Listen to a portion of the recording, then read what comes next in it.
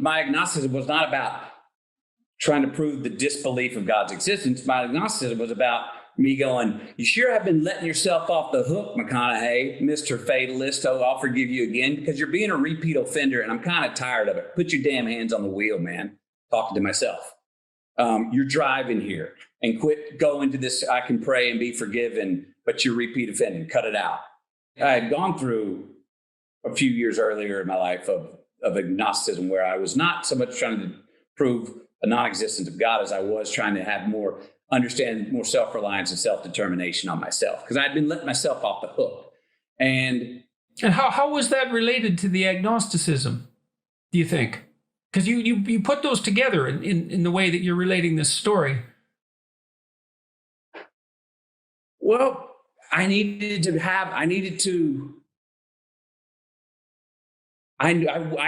feel like I was wholly responsible for myself and what happened to me, that I was not going to let myself slide. There's an ideal calling to you then, eh? Like when you experience yourself as ashamed by your own behaviors, what that means is that there's an ideal inside you that's trying to manifest itself, right? Because you wouldn't be ashamed if you weren't comparing yourself to something better.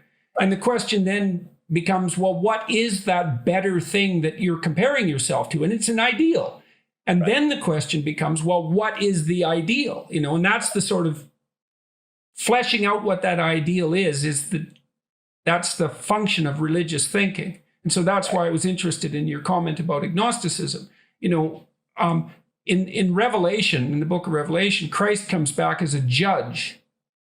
Even though he's a figure of mercy, let's say, he comes back as a judge. And the reason for that, this is from Carl Jung, the reason for that is that any ideal is a judge. And so if you posit the highest ideal, then you put yourself in a position where you're judged. And that's when your conscience tortures you. Yep. And so you can discover your ideal that way by having a dialogue with your conscience and say, well, I'm not living up to who I should be. Well, who should that be? Like, where does that figure come from? Well, that's a great mystery, that it's your higher, it's the higher form of being that you're capable of manifesting that's calling to you. And let me say this, it was a version of when my mortal father died. I write about this, about being less impressed and more involved. I sobered up. It was time to become a man. It was time to quit relying on the fact that I knew he had my back. He was above government, above law. If I really got in a pickle, he had my back. And now he's physically gone. So this was, I'm going to discard my spiritual father and say, no, we're racing to the red light, buddy. That's all it is. So what are you doing while it's here? There's one play and you go until you die and that's it. So what are you going to do? Don't be letting yourself off the hook thinking, well, there may be life after this. Stop it. So that's what I'd gone through that. My feeling come out of that and I didn't feel this till later because I allowed myself to stay in the midst of being really scared of, oh my gosh, am I going to get struck by lightning here?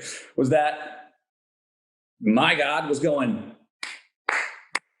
thank you. Yes. Wish more of us would put our hands on the wheel.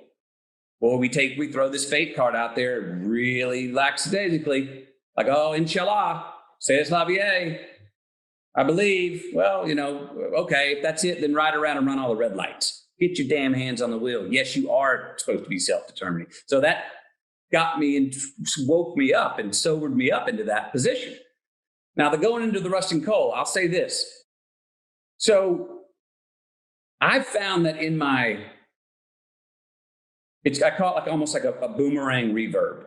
Wherever I am strongest in my own life, I find I like to go to I actually can inhabit the opposite even better. The deeper I go into whatever would be to create the opposition. Meaning when I played prosecuting attorneys, I actually usually believe in the defense's position more and study their defense more, their position more, which then makes me again feel like an underdog over here to go, well, I really got to know what my argument is because I actually kind of agree with them. When I play defense attorneys, I'll usually agree or push myself to a point of agreeing with the prosecution.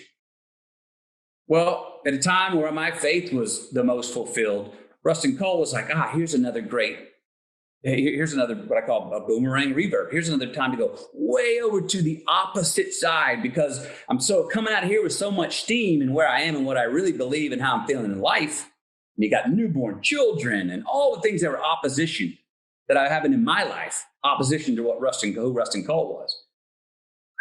That was, I don't know why that is, but I look back and I have had a consistency of that, of wherever I am in my life. Sometimes I'll lay in and go play a character that I'm calling, but I'm also feeling like I'm drawing something. Well, now that you're so secure here, let's test it. Let's go all the way to the other side, because over there, here's what I'm saying, because I feel so strong in the position, say at that time with my faith, now I have the strength to go inhabit somebody over there that is on the opposite side, and not have to keep my eyes open to make sure the door's open. I can trust that the door can be shut, and I'll still be there when I'm done with this. I'm still there. It's still happening. You have to see it, because I don't want to see it. If I'm peeking over there going, hey, are we okay, God? Are we okay with what I'm saying and doing here? No. Well, now I'm half-assing it.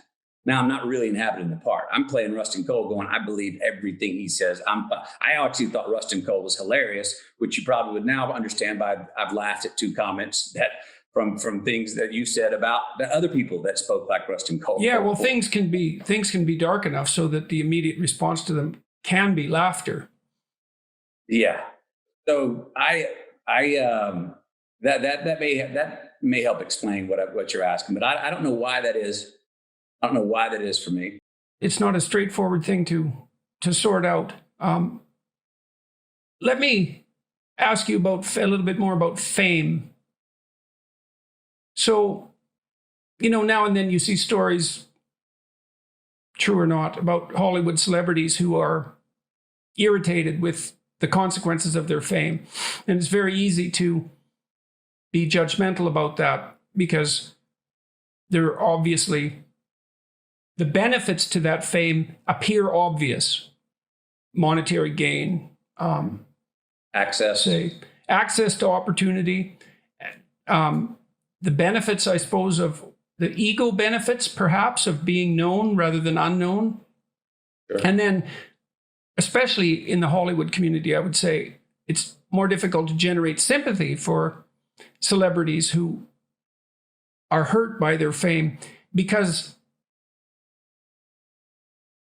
the price, it's so obvious that that's the price that has to be paid to be successful in something that's mass marketed, like a movie, where your face is associated with the product, right? You can't extract out the success. You can't distinguish between the success and the fame. But